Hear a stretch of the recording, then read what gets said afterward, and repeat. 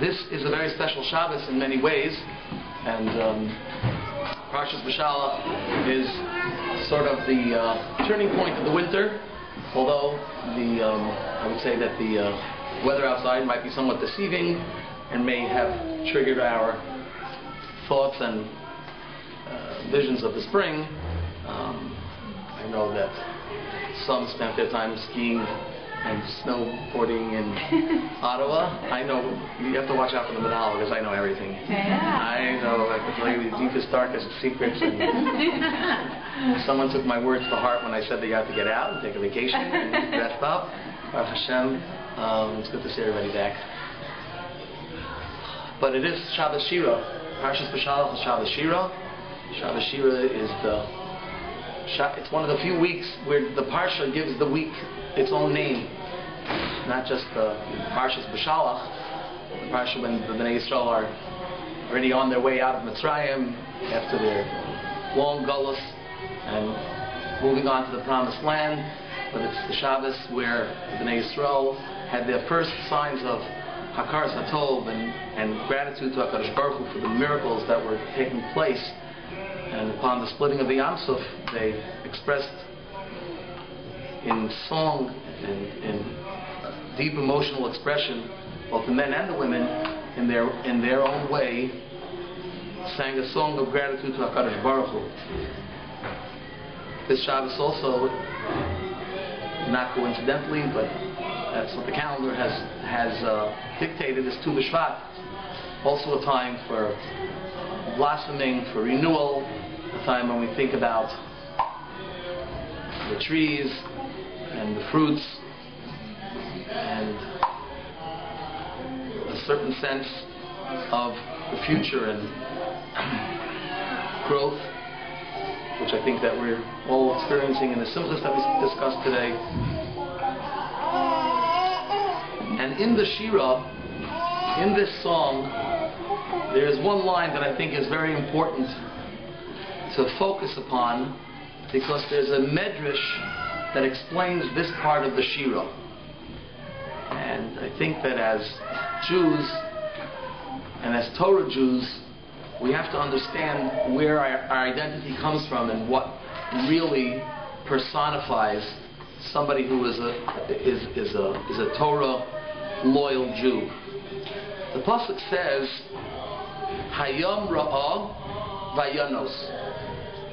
That's a pasuk in Tehillim that describes the splitting of the Yam. David HaMelech writes in his short tefillah, in his short parak of Tehillim, it says Yisrael miMitzrayim Beis Yaakov me'am lo'ez, that when Bnei Yisrael exited Mitzrayim, they were confronted by the Yam, and Hayom Ra'ah Vayanos.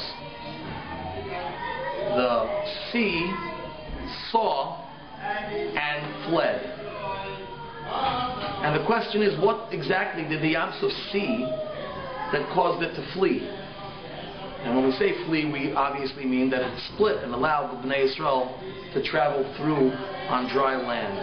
And the Medrash explains, Ra'a Irono Shel Yosef, that the Yam Suf saw, so to speak, that the coffin of Yosef HaTzadik was accompanying the Bnei Yisrael, and as a result of seeing that Aron, that caused the sea to split.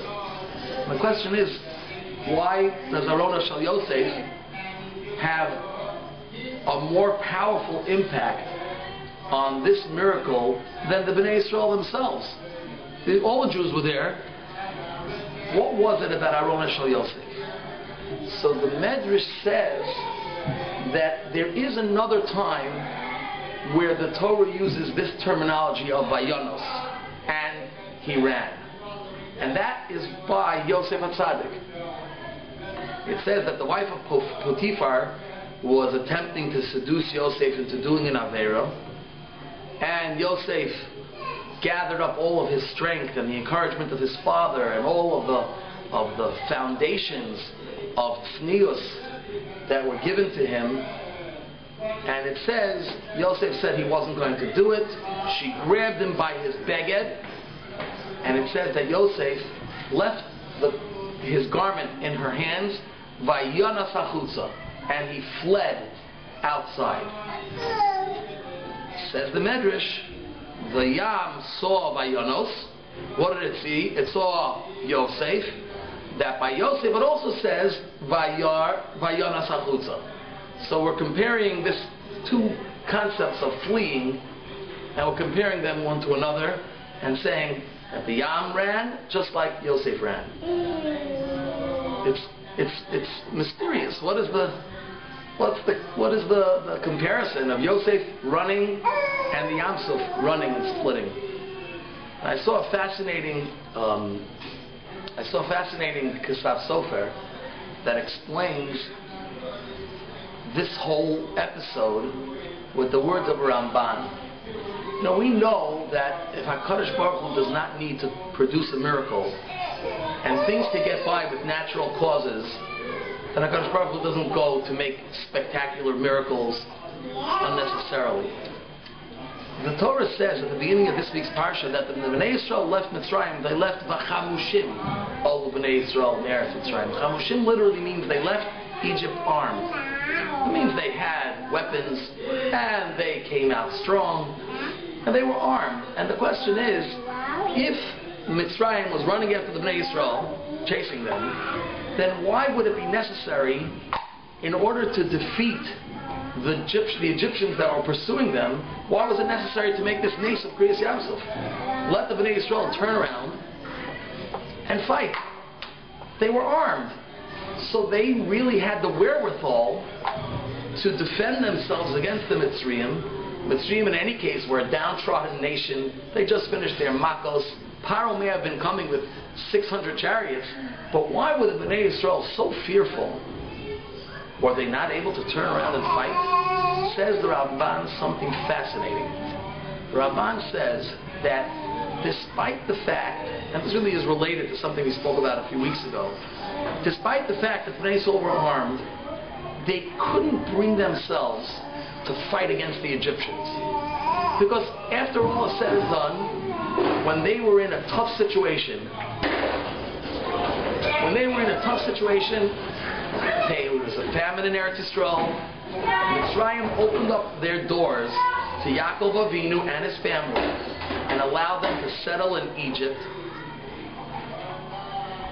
and fed them, gave them a place to live, gave them a place to thrive. So despite the fact that they oppressed them for 210 years and they made their life miserable, but nevertheless there was Hakaras HaTov. And they couldn't bring themselves to fight against the Egyptians and to be lochem kenegdom. And therefore, despite the fact that they might have been armed, HaKadosh Baruch Hu had no choice but to make a miracle and split the Yam Suf. To think about how far Hakaras HaTov goes, that despite the fact that you are in a rough situation and you're in a miserable circumstance, but sometimes we have to look at a situation and say, I realize somebody's making it difficult for me. I realize that times are tough. And I may even be able to attribute my difficulties and challenges to a specific group of people or to one particular individual. But nevertheless, the identity of a Jew is Yehuda, Hoda'ah, Hapam Odeh, thankful, realizing that I got something from this person. We spoke about it 2 weeks ago when we spoke about Moshe Rabbeinu not wanting to hit the dirt. Dirt has no feelings, yet still Moshe Rabbeinu felt this innate desire and requirement that was uncompromising, that he had to look at the dirt as if it's something that assisted him. He wasn't going to bring the makos by hitting the dirt. And that was enough for HaKadosh Baruch Hu to say that if Hakaras HaTov is dictating the actions of the Bnei Yisrael, then I have to make a miracle in order to save them. And I think it's a very, very powerful lesson, because we face a lot of challenges, and sometimes we face challenges by the people who obviously we have a relationship with. And nevertheless, we have to look at it and say, you know what? Hashem put me into this situation. Nevertheless, I have to realize that I have to have a Hakaras HaTov. But that really explains where Yosef's fleeing and the Yam Suf splitting are very related. Because remember, Yosef ended up in jail for this incident that happened with Potiphar's wife. She ended up making a tremendous scandal out of this. And when her husband came home, she said, "Look, I have the beged of Yosef, and he tried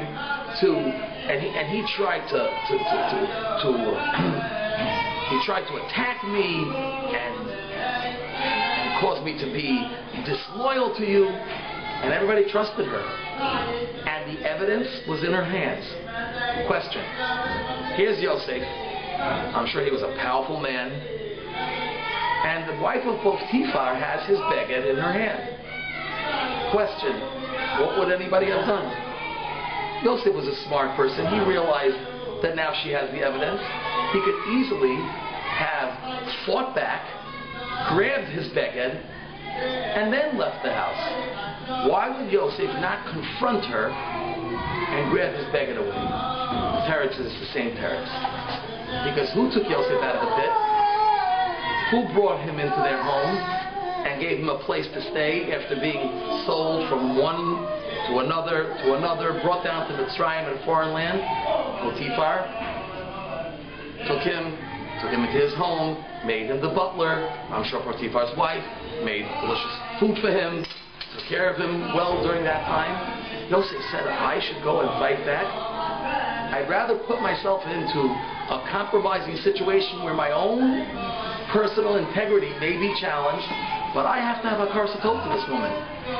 Ashes Potiphar was the one who allowed me into her house, and to be able to regain his stature after being sold by his brothers and thrown into a pit. Oh, says the Medrash, Hayom Ra'ah Bayanos. When the Yam saw the Aron of Yosef, and Yosef also had that midah of hakaras hatov, that he would run out of the house and allow himself to have evidence that would be against him. Then the Yam understood why Bnei Yisrael themselves don't fight back against the Mitzrayim. They didn't want to fight back because Kiker Hayisa Ba'artzo, because you were a sojourner in the land of Mitzrayim. Hashem says there's no choice, Kaviyachol, but to make a miracle for them and allow them to pass through the Yam.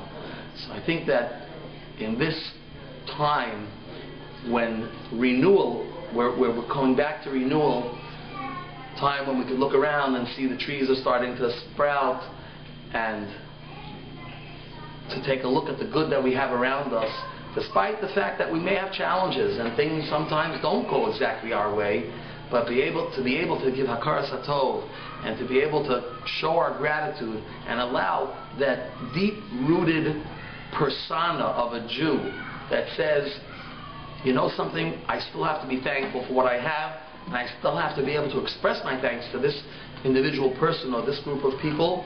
Let that dictate our behavior. Let that remain our identity.